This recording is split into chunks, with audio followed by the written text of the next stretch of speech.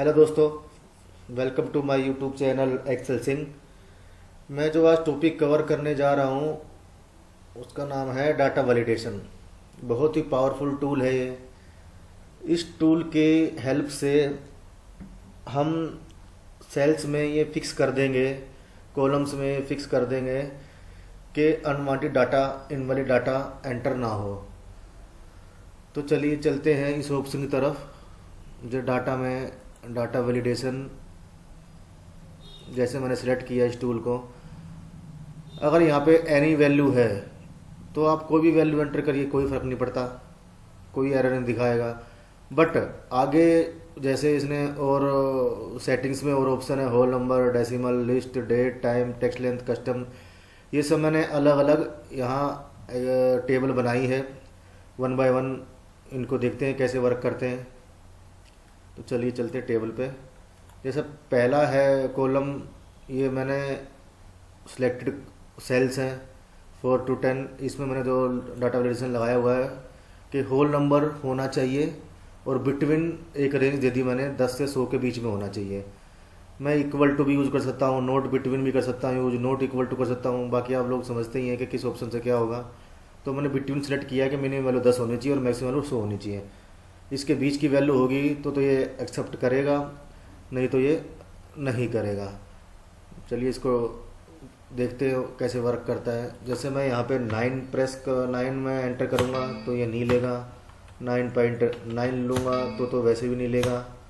अब 0.1 लूँगा तो भी नहीं, क्योंकि डेसिमल में है। पर हाँ, इसमें क्या बोलेगा, please type whole number, decimal are not allowed to type. इसमें इसने एरर मैसेज दिखाया है, ये मैंने खुद से सेट किया हुआ है एरर मैसेज दिखाना। चलिए ये एरर मैसेज भी, जैसे पहले तो इसमें वैलिड एंट्री मेरे को डालनी पड़ेगी, 11 डाल दिया। अब देखते हैं मैंने यहाँ पे कैसे एरर मैसेज भी हम कर सकते हैं इसको जैसे हमें चाहिए। जैसे होल नंबर मैंने यहाँ पे टाइप किया, प्लीज़ टाइप होल नंबर। यहाँ पे हम लिख सकते हैं कुछ भी, जैसे हमने जो सेटिंग दी हुई है बिटवीन 10 to 100, डेसिमल और also not allowed to type. Okay कर दिया मैंने। अब डेसिमल भी नहीं लेगा और वैल्यू लेगा तो 12 ले लेगा, 99 ले लेगा, 100 ले लेगा, 101 नहीं लेगा। तो ये होल नंबर का है। अब ऐसे ही जैसे इस पे हम चलते हैं डेसिमल पे।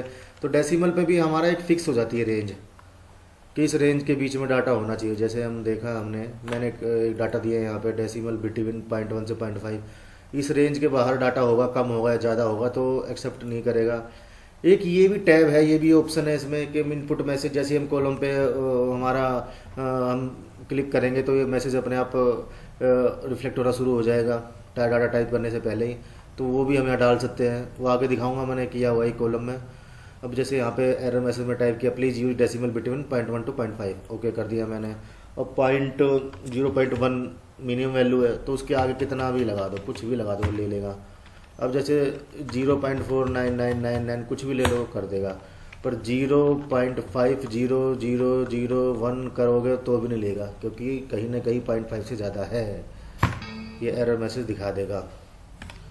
तो ये इसका यूज है। अब लिस्ट, ये ऑप्शन बहुत काम का है, मैं तो बहुत ज़्यादा यूज़ करता हूँ इसका। ये लिस्ट हम तब यूज़ करते हैं जब हमें पता होता है कि हमारे जो फील्ड वैल्यू है वो सर्टेन है, मतलब वो फिक्स है। फॉर एग्जांपल जैसे मेरा कोई कपड़े का मेरा बिजनेस है और मेरे 10 सिलेक्टेड सिटीज़ में 10 सिटी हैं, वहाँ मेरे शोरूम है। जैसे मैंने एक लिस्ट बना रखी है बराबर में, ये रोहतक, उन्नाव, मैंने सब दिया हुआ है नाम है। तो इनको सेलेक्ट करके एक कोई भी नाम आप दे सकते हैं, सिटी। तो डायरेक्ट फार्मूला वहाँ पे सिटी टाइप करने से आ जाएगा, या फिर आपको रेंज सेलेक्ट करें तो रेंज सेलेक्ट करने से भी काम हो जाता है। पर यहाँ पे मैंने इनको, यहाँ पे सिटी मैंने डिफाइन की हुई पहले से। अब यहाँ मैं अगर फार्मूला लगाऊंगा, यहाँ मैंने फार्मूला अगर लगाया, list equal to data validation मैंने यहाँ पे अप्लाई किया, डाटा वैलिडेशन पे गया मैं यहाँ पे, और मैंने सेटिंग में क्या किया, लिस्ट होनी चाहिए इक्वल टू, मैंने अभी प्लेस दे रखा है, मैं इसको सिटी कर दूंगा क्योंकि जो सिलेक्टेड रेंज है उसको मैंने नाम दिया था सिटी। बड़ा आसान है, वो आप भी बड़े आराम से कर सकते हैं। तो वो फार्मूला बन जाता है एक किस्म का, इक्वल टू सिटी। ओके करेंगे। अब सिटी फिक्स है, आप यही सिटी एंटर कर पाएंगे। MAADU मदुरई डाले, जैसे मैंने डाला तो नहीं लेगा, बोलेगा company doesn't have any showroom in the city. वो एरर मैसेज आपको बता दिया मैंने कैसे उसको हम टाइप कर सकते हैं या कैसे यहाँ पे दिखा सकते हैं, वो कोई बहुत बड़ी डील नहीं है। तो ऐसे तो सिलेक्टेड रेंज है, उसी में से डाटा उठाएगा, या तो आप सिटी लिस्ट डिफाइन कर दो या फिर आप सिलेक्ट करके भी काम चला सकते हो। तो मैं तो प्रेफर यही करूँगा कि जैसे आप उसको लिस्ट बनाओ, उसको नाम दे दो एक। हाँ, अब दूसरा पॉइंट ये आता है, अगर कोई यहाँ से रोहतक को उड़ा देगा, डिलीट मार देगा, तो वहाँ पे फिर ये ऑप्शन नहीं दिखाई देगा। तो फॉर एग्जांपल मैंने ये नंबर टाइप किए, इनको मैंने प्लेस नाम दे दिया है। अब मैं यहाँ पे डाटा वैलिडेशन में जाऊँगा अगर, और मैं यहाँ पे ओके करूँगा, लिस्ट में जाऊँगा, इक्वल टू मैंने कर दिया प्लेस, ओके कर दिया। अब जो यहाँ पे डिफाइन है वही डाटा आएगा, 1 आएगा, या मैं टाइप करूँगा मदुरई, तो ये टाइप करने नहीं देगा, ये मेरे को जो लिस्ट में है वही टाइप करना पड़ेगा। जैसे 2 है यहाँ पे, अब मैंने 2 डिलीट मार दिया, तो मेरा सारा पर्पज़ लिस्ट का डाटा वैलिडेशन में सारा पर्पज़ मेरा ख़त्म हो गया, क्योंकि ब्लैंक सेल आ गई अब देखो बीच में। अब तो कुछ भी टाइप करते रहो, ले लेगा अपने आप ही। टेक्स्ट टाइप करो, PM टाइप करो, कुछ भी करो, क्योंकि ऑप्शन ब्लैंक है, कि ब्लैंक में कुछ भी होता है। तो इसलिए लिस्ट अगर आप दे रहे हो कोई पर, तो उसको आप क्या कर सकते हो, उसको आप रेंज को सिलेक्ट करके उसको आप डाटा को लॉक कर सकते हो, प्रोटेक्ट कर सकते हो। रिव्यू में जाके यहाँ पे मैंने अभी प्रोटेक्ट किया हुआ है, आप प्रोटेक्ट सीट करके उसको यूज़ कर सकते हैं। तो आप कोई भी यहाँ पे डिलीट नहीं मार पाएगा इसको, ये एरर दिखाएगा। फिर पर्पज हमारा यहाँ पे काम करेगा। फिर अब यहाँ पे दोबारा टाइप कर दूंगा मैं, तो फिर ये ब्लैंक अब नहीं लेगा ब्लैंक, अब ये एरर दिखाएगा। तो ये लिस्ट है, बहुत पावरफुल टूल है। अगर जब आपका डाटा सर्टेन हो, जब आपका डाटा फिक्स हो कि हाँ यही सिटी है, यही डेट है, यही डे है, तो आप उसको फिक्स करके काम कर सकते हैं। जैसे अब आप कहेंगे डेट तो बड़ा हम वैसे ही डाल सकते हैं, उसमें डाटा वैलिडेशन लगाने की क्या जरूरत है। ये इसलिए लगाया मैंने, मान लो आपको जो डेट है, जैसे आपको किसी पर्टिकुलर डे की सेल्स देखनी है, और किसी बंदे ने डाटा एंटर किया, उसने 3/1 का डाटा एंटर कर दिया, उस दिन संडे था। तो ये फ़ायदा इसमें लिस्ट बनाने में, ये फ़ायदा जो डे यहाँ से आप डेट यहाँ से हटाओगे वो डेट वहाँ पे नहीं लेगा। जैसे आपको मालूम है संडे को छुट्टी होती है, तो संडे की डेट हटा दो यहाँ से। ये भी फार्मूले से आ गया है, डेज कैसे निकालना, टेक्स्ट B4 D करके, और कुछ for time D quotation mark में। तो आप ना यहाँ पे छुट्टियाँ, और जो दिवाली छुट्टी, होली छुट्टी है, वो भी यहाँ से हटा सकते हैं, ताकि आपको मालूम रहे कि इस दिन मेरा स्टोर क्लोज रहता है, तो इस दिन का डाटा एंटर होगा ही नहीं। तो ये फिक्स हो सकता है यहाँ पे ऐसे, इसलिए डेट का मैंने लिस्ट दे दी एक। और फिर उसके बाद आते हैं हम डेट पे। ये भी एक सिंपल सा है, आप जो भी डेट एंटर हो रही है, ये लिस्ट से अलग है। जो भी डेट एंटर हो रही है वो एक रेंज दे सकते हैं आपके, केवल जनवरी के मंथ की डेट आए, ये केवल 2021 की डेट आए। तो जैसे मैंने यहाँ पे डाला डेट बिटवीन 1/1/2021 31/12/2021 का आनी चाहिए, बस ओके कर दिया मैंने।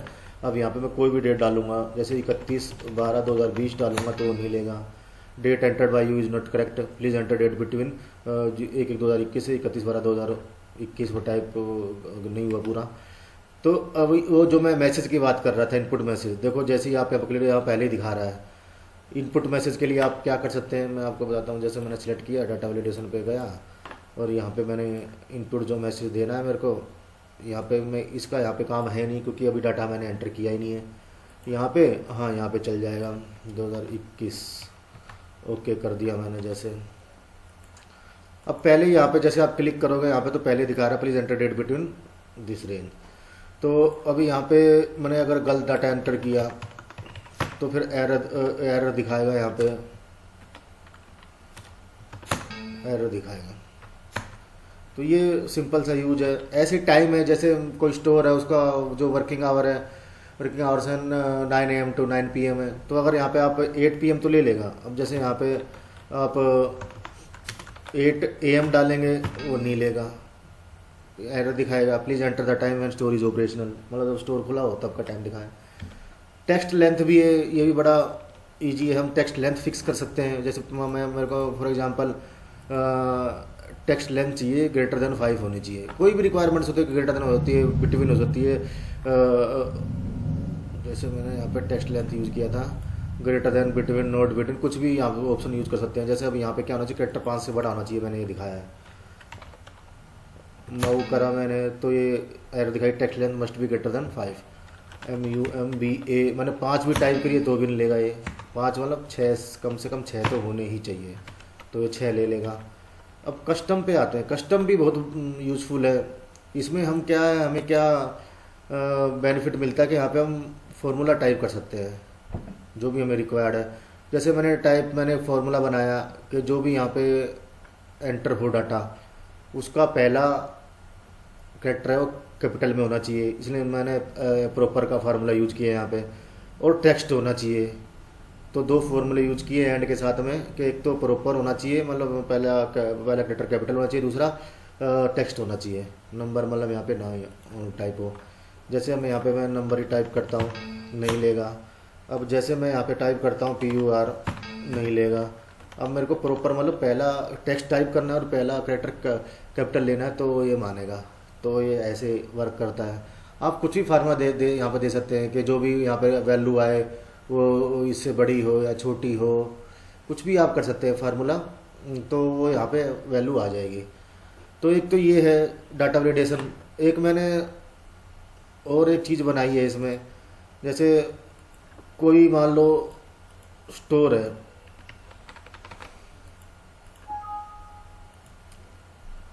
मान लो कोई भी स्टोर है, उसमें सोहन, मोहन, रोहन नाम के 3 सेल्स पर्सन हैं और उनके अलग अलग काउंटर हैं। बड़ा स्टोर है, उनके अलग अलग काउंटर है। सोहन जो काउंटर संभालता है वहाँ पे वो jeans, t-shirt, lower, formal wear बेचेगा। मोहन जो काउंटर संभालता है वो स्पोर्ट्स शूज़ है, चप्पल है, फॉर्मल शूज़ है, ये बेचेगा। रोहन लेडीज़ गारमेंट्स बेचेगा, साड़ी, सूट, लेडीज जीन्स। तो अब मुझे ये लिस्ट बनानी है कि किस बंदे ने क्या आइटम बेचा और कितनी सेल्स वैल्यू हुई। अब ये दोनों चीज़ें तो मैं फिक्स कर सकता हूँ। क्यों? सोहन का नाम, सेल्स पर्सन का नाम फिक्स कर सकता हूँ इसमें कॉलम में मैं, और आइटम उन लोगों के आइटम है वो भी फिक्स कर सकता हूँ। अगर यहाँ पे सोहन आए तो केवल ये 4 आइटम ही दिखाई दें और कुछ ना दिखाई दे।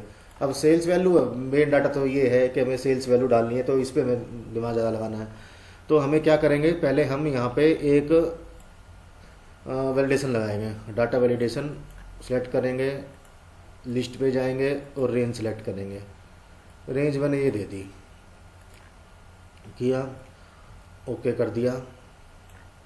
अब यहाँ पे ड्रॉप डाउन भी आ गया, सोहन, मोहन, रोहन, यही 3 आदमी नाम टाइप कर पाओगे। राम टाइप करोगे तो नहीं लेगा। अब दूसरा आइटम सोल्ड, उसके लिए मेरे को एक काम और करना पड़ेगा। मेरे को यहाँ पे इनके नाम देने पड़ेंगे। ये लिस्ट है मेरी, आइटम की लिस्ट है, और नाम देने पड़ेंगे।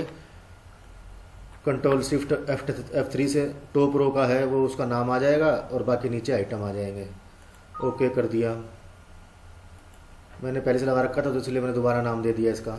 अब यहाँ पे भी ऐसे ही सिलेक्ट किया, control shift F3 top row, okay. Replace existing definition of Mohan, yes, मैंने पहले से ज़्यादा सेट कर रखा था, वो दोबारा से कर लिया इसको। अब ये मैंने, अगर आपने ये यहाँ पे जाओगे, जैसे मोहन फॉर्मूला में जैसे जाओगे, नेम आएंगे, जैसे आपके नेम मैनेजर पे क्लिक करोगे तो यहाँ पे रोहन पहले से आ रखा था, सोहन, इसलिए वो रिप्लेस बोल रहा था। तो लो पहले मैं इसको डिलीट मार देता हूँ दोबारा से, फिर वो एरर नहीं दिखाएगा। Are you sure to you want to delete this the name Sohan, okay कर दिया, क्लोज कर दिया। तो अब यहाँ इसका नाम देंगे, कंट्रोल शिफ्ट F3 करेंगे, टॉप रो वाला नाम आ जाएगा इसका, ओके कर देंगे। बस ये नाम सिलेक्ट हो गया यहाँ पे। अब यहाँ पे मेरे को डाटा एंटर करना है, तो यहाँ पे फिर दोबारा डाटा वैलिडेशन लगाऊंगा। नाम तो मैंने फिक्स कर लिए, लिस्ट मैंने फिक्स कर ली, सोहन ये आइटम बेच पाएगा, मोहन ये आइटम बेच पाएगा, रोहन ये आइटम बेच पाएगा। अब मैंने ये यहाँ पे अब दोबारा डाटा पे जाएंगे, डाटा वैलिडेशन लगाएंगे, डाटा वैलिडेशन। अब यहाँ पे हम लिस्ट चूज करूँगा मैं ऑप्शन, और यहाँ पे मैं फार्मूला टाइप करूँगा इक्वल टू इनडायरेक्ट, इसको सिलेक्ट करूँगा, ब्रैकेट क्लोज करूँगा। अभी यहाँ पे मेरे को कॉलम तो मेरा फिक्स है पर रो फिक्स नहीं है। कभी दो नंबर 2 रो है, नंबर 3 है, नंबर 4 है, तो इसलिए मैं इसको फिक्स नहीं करूँगा, केवल कॉलम को फिक्स रहने दूँगा। ओके करूँगा, अब यहाँ पे अगर मैं स्पोर्ट्स शूज़ टाइप करूँगा तो ये डाटा एंटर नहीं करने देगा। यहाँ पे मैं जैसे ड्रॉप डाउन में भी आ रहा है, 4 ही आइटम आ रहे हैं इसके नाम पे। मोहन के नाम पे 3 आइटम आ रहे हैं, सोहन के नाम पे 3 आइटम आ रहे हैं, क्यों वही है। अब यहाँ पे मैं एरर मैसेज भी डाल सकता हूँ, एरर अलर्ट में कुछ भी डाल सकते हैं। सेल पर्सन हम कुछ भी टाइप कर सकते हैं यहाँ पे कि ये जो भी आइटम आप डाल रहे हो, this item is not related to this sales person. Okay, type कर दिया। अब यही एरर दिखाएगा आपको अगर कोई और भी आप टाइप करोगे। जैसे मैंने पहले डिलीट मार देता हूँ, यहाँ पे मैंने सोहन के सामने मैं चप्पल डालता हूँ तो नहीं लेगा, एरर दिखाएगा this item is not related to this sales person. तो आप कैसे भी करके इसको डाटा वैलिडेशन को यूज़ कर सकते हैं। यहाँ पे जैसे अब सोहन के आइटम है फिक्स हैं, 4 आइटम फिक्स हैं, 10,000 रुपये के बेचेगा वो। मोहन के हैं, मोहन का नाम मैंने सेलेक्ट किया, यहाँ पे 3 ही आइटम आएंगे उसके नाम पे। ऐसे फिर रोहन है, रोहन मैंने सेलेक्ट किया, या उसके नाम पे ये 3 आइटम आएंगे। तो यही आइटम यहाँ पे हम डाल सकते हैं। आप इसको कैसे भी यूज़ कर सकते हैं, आपकी रिक्वायरमेंट कैसी है, आपको क्या फ़िक्स करना है, और आपको चाहिए कि ये चीज़ तो मेरी फ़िक्स है या ये चीज़ तो मेरी एंटर किसी सेल में होनी ही नहीं चाहिए, तो उसके लिए आप डाटा वैलिडेशन यूज़ करिए। बहुत ही काम का टूल है और बहुत गलतियाँ होने से बचेंगी इसमें। डाटा आप कहीं से मंगवाते हैं तो वो भी बड़ा सही फॉर्मेट में आएगा।